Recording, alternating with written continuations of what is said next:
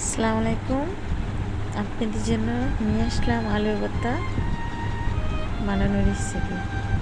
আলু ভর্তা দিয়ে অনায়াসে গরম ভাতের সাথে খেলে অনেক টেস্টের হয়, অনেক ভালো লাগে, অনেকটা স্বাদের। জাল জাল আলু ভর্তা দিয়ে অনায়াসে পেট ভরে ভাত খাওয়া যায়। দেখুন খেতে কি মজা হইতেছে। ঝাল করে আলু ভর্তা বানিয়ে খেয়ে দেখবেন, অনেকটা ভালো লাগবে। যারা ঝাল একটু পছন্দ করে তাদের জন্য আরও বেশি ভালো হবে। এভাবে আলু ভর্তাতে মেখে ভাত খাবেন। আমি দেখিয়ে দিচ্ছি কীভাবে আলু ভর্তা বানানো হয়েছে। আমি আগে থেকে আলুগুলো সিদ্ধ করে ছুঁয়ে সিদ্ধ করে রেখেছি।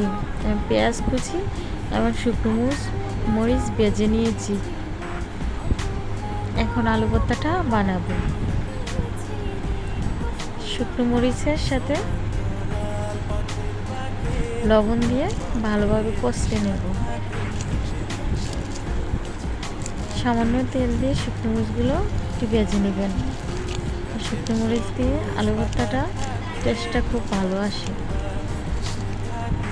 আমি মরিচগুলো সুন্দরভাবে লবণ দিয়ে মেখে নিতেছি। ভেঙে কুচি কুচি করে দিচ্ছি। মরিচ যে যতটুকু জাল খাবেন মরিচ পরিমাণ ততটুকু নেবেন। জাল বেশি খেলে মরিচ বেশি নেবেন, আর জাল কম খেলে মরিচ কম নেবেন। আমি পেঁয়াজ কুচি দিয়ে মরিচগুলো লবণ দিয়ে ভালো করে একসাথে মিশিয়ে নিচ্ছি। হাত দিয়ে ভালোভাবে কষলে নেবেন।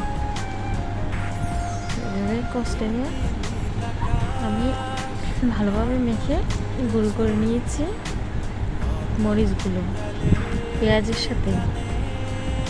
এখন আমি এতে সরিষার তেল দিয়ে দিব। সরিষার তেল দিলে আলু ভর্তাটা টেস্টটা খুবই ভালো হয়। আমি সরিষার তেল দিয়ে দিলাম। এখন আবার একটু মেখে নেব। তারপর সিদ্ধ করা আলুগুলো সব একসাথে মিশিয়ে নেব। ভালোভাবে কষলে মিশাবো,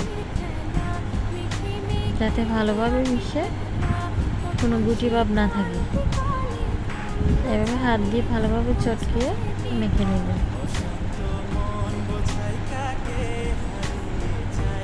সবগুলো আলু আমি মিশিয়ে নিচ্ছি। ভেঙে ভালোভাবে মিশিয়ে ভর্তাটা তৈরি করে নিতেছি।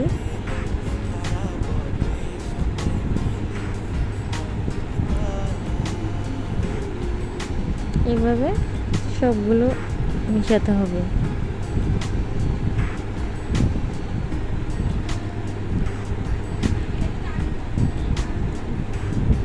এভাবে মেখে নেবেন।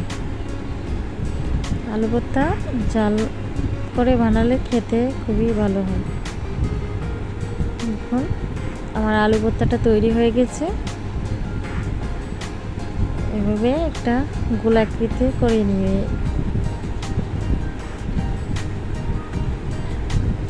গোল করে নিয়ে রাখবেন।